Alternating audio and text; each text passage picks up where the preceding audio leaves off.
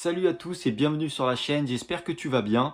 On se retrouve aujourd'hui pour parler du dernier Marvel sorti qui est Morbius. Je n'avais pas été voir ce film au cinéma, mais j'avais précommandé le steelbook puisque j'en ai pas mal, donc voilà, je voulais compléter la collection et par la même occasion voir le film.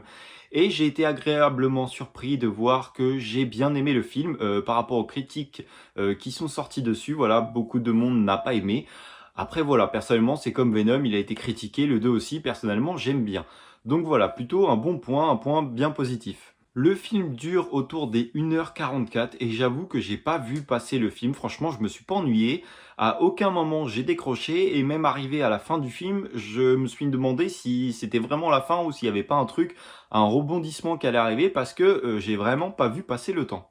Pour ce film où toutes les scènes de combat et pratiquement 60 à 80% du film sont des effets spéciaux, et ben pour une fois j'ai trouvé qu'ils étaient plutôt bien réalisés. Voilà, tu vois pas trop les petites clés qui sont dispersées.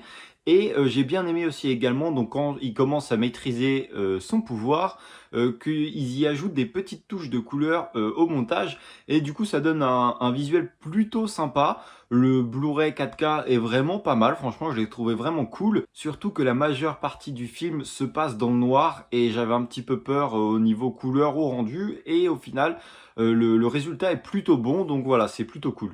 Morbius est joué par l'acteur Jared Leto, acteur qui fait un petit peu débat. Personnellement, j'aime bien et je l'avais vu dans Suicide Squad et j'aimais bien ce Joker-là. Et donc là, on le retrouve dans Morbius, donc il est passé chez Marvel. Et honnêtement, j'ai bien aimé sa performance d'acteur qui était plutôt bonne. Il a fait une superbe transformation physique aussi, je trouve. Alors, elle n'est pas sensationnelle non plus comme par exemple Captain America ou voilà. Mais elle était plutôt bonne puisqu'au début, il est vraiment squelettique et on l'a vraiment blanchi, tout ce que tu veux, pour montrer qu'il est vraiment pas bien. Et juste après, tu le vois, il est quand même bien dessiné, il a pris de la masse et donc ça, c'est plutôt cool. Ça rend vraiment crédible ça. Donc c'est plutôt cool. Dans le film, il y a également la présence de Tyrese Gibson, alors j'espère que je l'ai bien prononcé. C'est l'acteur que tu vas pouvoir retrouver dans Fast and Furious sur le nom de Roman, et c'est également un militaire que tu retrouves dans Transformers. Alors j'aime bien cet acteur, et comme il est sur l'affiche du film, je pensais qu'il allait avoir une place plus importante que ça, et au final je trouve que ce côté-là, donc lui et son coéquipier, enfin les deux flics, je trouve que à ce niveau-là, le scénario n'est pas développé vraiment de ouf. Ils sont là, tu t'attends à voir un petit peu plus de leur côté, mais voilà, ils ont vraiment pas développé ce point de vue-là. Tout est vraiment centré pardon, sur Morbius. Et le reste, il faut un petit peu office de figuration, quoi. Voilà, c'est tout. Tu les vois vraiment pas beaucoup. Alors, je trouve que c'est un petit peu dommage. Ils auraient pu développer un peu plus tout l'à côté. Aussi, je reviens juste au début du film, il y a un petit point qui m'a dérangé, c'est qu'on commence au présent, on revient dans le passé et on revient au présent. Et le passage du présent au passé, ça va, c'est indiqué, donc tout est clair.